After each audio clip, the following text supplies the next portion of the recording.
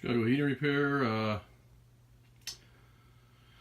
We're here doing a change out of a water feeder.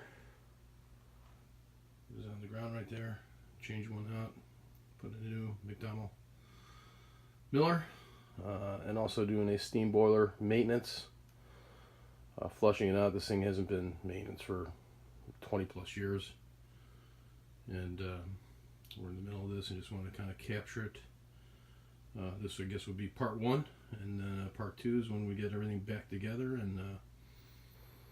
and fired up and working. Chicago heating repair, steam boiler repair, changing a water feeder, automatic water feeder, 24 volt, and maintenance.